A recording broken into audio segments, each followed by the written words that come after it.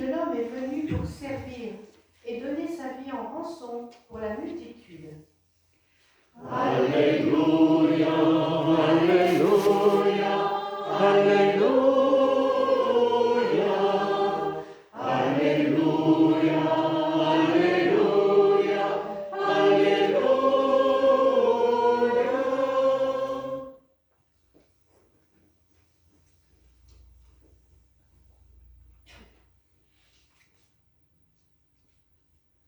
Le Seigneur soit avec vous. Et avec votre esprit. Évangile de Jésus-Christ selon saint Marc. Gloire à toi, Seigneur.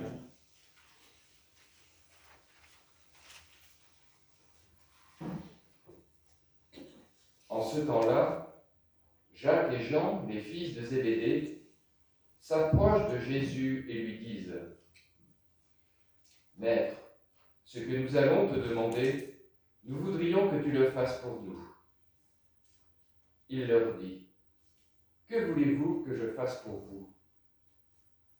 Ils lui répondirent : « Donne-nous de siéger, l'un à ta droite et l'autre à ta gauche, dans ta gloire. » Jésus leur dit : « Vous ne savez pas ce que vous demandez.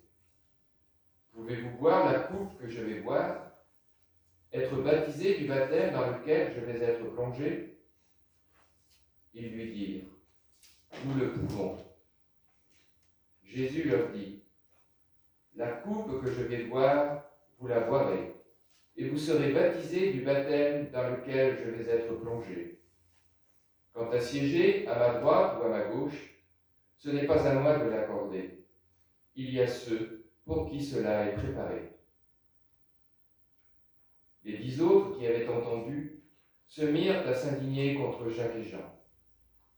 Jésus les appela et leur dit : « Vous le savez, ceux que l'on regarde comme chefs des nations les commandent en maîtres. Les grands leur font sentir leur pouvoir.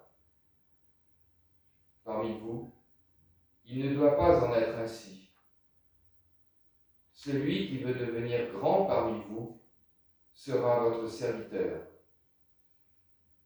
Celui qui veut être parmi vous le premier sera l'esclave de tous.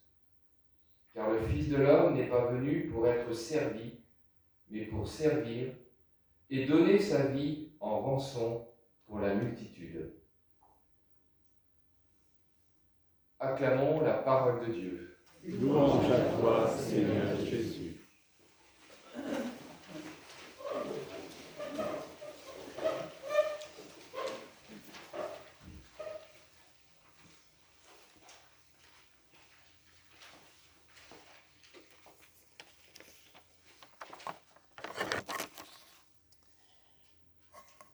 C'est une histoire de places. Des places que certains ont osé demander et que certains voudraient réserver. Une histoire de jalousie entre les disciples qui récriminent contre ceux qui osent demander et s'attribuer des places. Bref, c'est une histoire comme nous en connaissons bien, en paroisse, en église, où nous ne sommes pas toujours mieux que les disciples. Comment aider chacun à prendre sa place ? Toute sa place, rien que sa place. Quelle place pour chacun et chacune en Église ?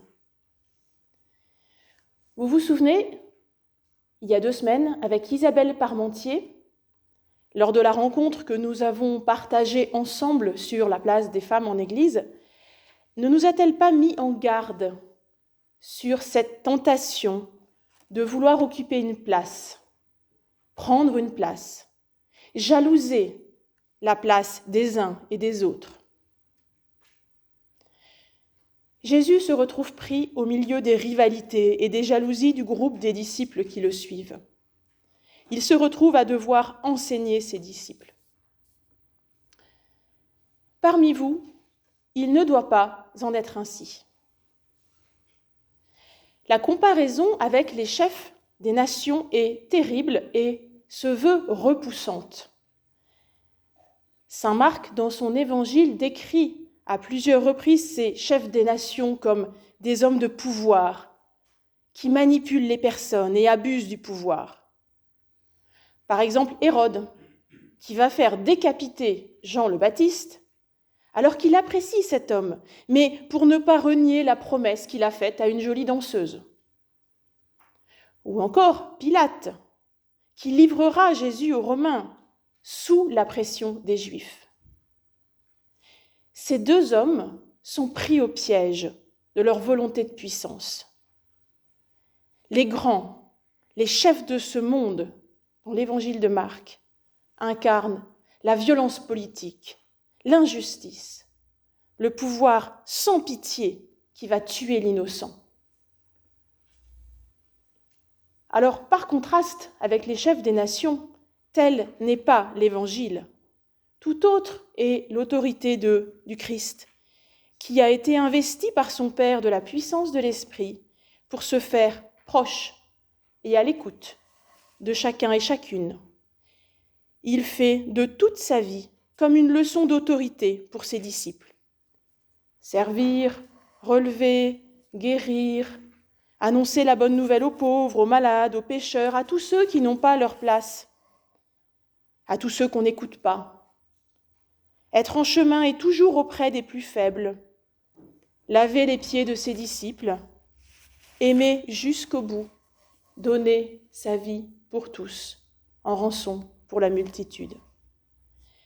Et c'est à travers l'exemple du Christ et comme les disciples que nous sommes appelés à faire de même. Telle est la vocation de l'Église, peuple appelé pour annoncer l'Évangile, promouvoir des relations différentes, ne pas nous comporter comme les chefs des nations, les puissants, les grands, les chefs, n'être ni des tyrans sanguinaires, ni des démocrates impuissants. Alors vous allez me dire, tout ça c'est bien beau, mais que faire et comment faire, puisque nous y sommes, nous, dans l'Église? Comment et pourquoi, dans quel but prendre notre place de disciple et sans prendre le pouvoir? Le service que nous croyons rendre n'est-il pas parfois l'exercice d'un pouvoir déguisé? Nous le savons, le pouvoir se déguise, parfois en service. Or, Jésus est très clair. Dans l'Évangile, pour prendre place à ses côtés, cela va impliquer de boire la coupe avec lui, aller à la croix, se faire faible et esclave. Esclave, ce n'est pas juste le serviteur. Esclave dans l'Antiquité, c'est la condition méprisée par tous. Cette kénose de la croix, cet affaissement du Christ souffrant lors de sa passion, n'est-elle pas la posture à laquelle nous sommes invités collectivement par humilité aujourd'hui? En ce mois d'octobre 2021, nous entrons dans le synode de l'Église universelle, intitulé « Synodalité, communion, participation, mission ». Et nous y entrons quelques jours à peine après la publication du rapport de la SIAZ, après la révélation de l'ampleur des abus et crimes sexuels commis en Église. Alors, est-ce un hasard du calendrier? Que dit l'Esprit à notre Église de France aujourd'hui et maintenant? Nombreux sont ceux qui, ces derniers jours, ont souhaité que l'Église se fasse petite, humble, une Église qui reconnaisse ses erreurs en se mettant à l'écoute des petits, à l'écoute des victimes, pour espérer, à l'école du serviteur souffrant d'Isaïe, pouvoir marcher vers la lumière. Écouter les victimes, regarder les dysfonctionnements internes ayant conduit à de tels abus de pouvoir, c'est déjà le début d'un chemin pour nous convertir intérieurement. Dans la lettre qu'il a écrite au peuple de Dieu en août 2018, souvenez-vous, le pape François dénonçait déjà les crimes sexuels en reliant abus de pouvoir, abus d'autorité abus sexuels. Mais il ne faisait pas que critiquer, il invitait l'ensemble du peuple de Dieu à se saisir de cette question, à s'engager dans une transformation de l'Église, à prendre sa place, justement, pour assumer sa responsabilité de baptiser, chargé d'annoncer le Christ, chargé d'annoncer le mystère de la mort et de la résurrection. Alors, aller jusqu'au mystère du mal infligé aux innocents, et c'est un peu ce que nous faisons ces dernières semaines. Je ne sais pas si vous avez écouté un peu les médias ou regardé des émissions, mais on est confronté au mystère du mal. Aller jusqu'à ce mystère de la croix, c'est un peu boire avec le Christ la coupe. C'est être baptisé du même baptême que lui, plonger dans sa mort et sa résurrection pour nous mettre au service du monde de nos frères et sœurs. C'est ainsi prendre, assumer notre place dans une Église appelée à se convertir pour avancer et témoigner de ce mystère de mort et de résurrection. Alors, le but d'un synode, on commence à le comprendre, n'est pas de faire davantage de réunions en paroisse pour produire des documents que personne ne lira. Non, non, ça, le pape François nous a mis en garde sur cela. Je vous cite quelques-unes de ces expressions pour nous parler de ce que nous avons à vivre.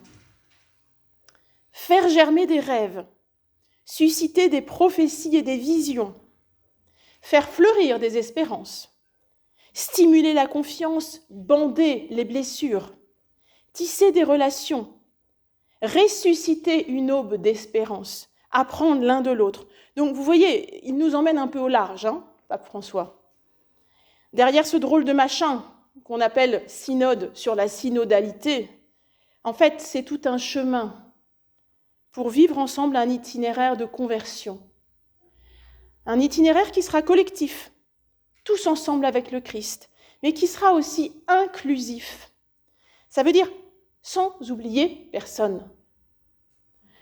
Pour nous mettre à l'écoute, et pas seulement les uns des autres, dans nos petites paroisses et communautés, mais aussi à l'écoute de l'Esprit qui nous pousse au loin, vers tous ceux que nous n'entendons pas, ceux qui sont dehors, ceux qui sont à la porte de l'Église, les plus pauvres, les sans-voix, les exclus, tous ceux qui auraient des choses à dire si on leur donnait la parole. Quelle est leur place dans notre Église? Quelle place allons-nous leur faire? Alors vous voyez, tout ça, c'est des pistes que le pape François nous donne pour entrer en synode. Il y en a plein. Et tout à l'heure, les membres de l'EAP nous raconteront quelles sont les quelques-unes qui ont été choisies par notre diocèse, parce qu'on ne peut pas tout faire. Plein de pistes. Écouter ce que l'on n'entend pas. Dialoguer dans l'Église et dans la société. Expérimenter et relire de nouvelles manières de nous ajuster les uns aux autres pour nous sentir co-responsables dans la mission. Prendre la parole avec liberté, vérité et charité. Réfléchir à l'exercice de l'autorité pour permettre la participation de tous. Vous voyez, quelques mois ou même quelques années ne suffiront pas à réaliser tous ces rêves d'Église en marche. Ce n'est pas la révolution, mais le synode va nous conduire à vivre des transformations progressives, des conversions petit à petit, à la manière des disciples qui commencent à comprendre petit à petit. Le plus important, c'est de commencer. Commencer même si on ne comprend pas tout, même si on ne sait pas tout. Accepter de se laisser conduire par l'Esprit qui fait toutes choses nouvelles, sans chercher à vouloir arriver tout de suite, sans chercher à vouloir savoir tout de suite là où on doit aller. Commencer à servir, comme le Christ nous y invite, à servir notre monde, à servir tous nos frères et sœurs en humanité. Ne pas chercher à prendre une place, mais plutôt à laisser sa place, pour se laisser conduire par ce que l'Esprit dit aujourd'hui à notre Église. Et je voulais dire merci à Denis d'avoir laissé la place aujourd'hui.